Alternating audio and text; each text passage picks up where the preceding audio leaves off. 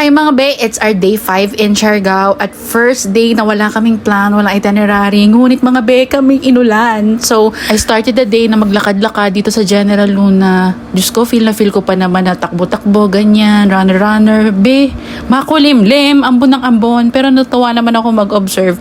Since eto na nga yung parang first day na talagang ninamnam ko yung GL, ano bang meron yan. Pumunta ako dun sa munisipyo nila, sa simbahan, sa mga schools, o Maura Bells, ganyan. Tapos nakarating ako dito sa Boulevard, dito yung nagpipick up kapag mga island tour, ganyan. Gusto ko pa sana lumayo-layo, mga be, ngunit ayaw ng panahon. Kitang-kita nyo naman dyan na makulimlim talaga.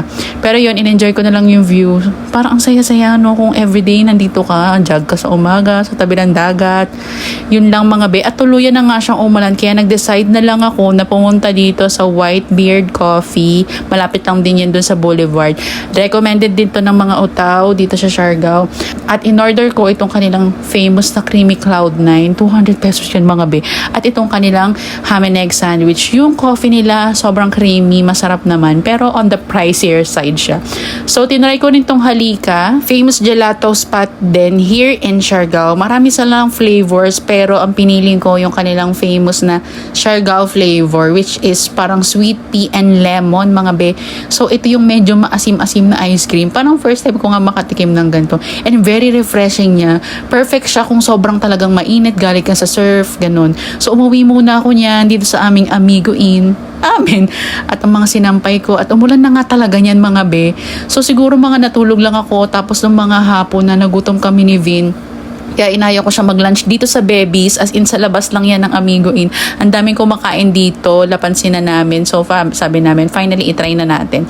So mga ihaw-ihaw, may mga short order din. Itong in-order ko yung pecho sa kadalawang hotdog. Hindi na ako nag-rice niyan, pinapako lang. Ang sarap ng sauce nila. Sabi ko nga, bakit ngayon lang kami kumain dito sa Babies?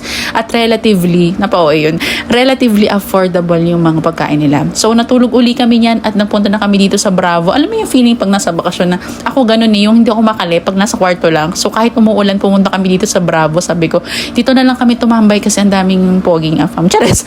At tinry namin tong kanilang very famous din na coconut cheesecake. Mga be, ang syrup niyan. Ayan o, yan ang reaction ko talaga, legit reaction.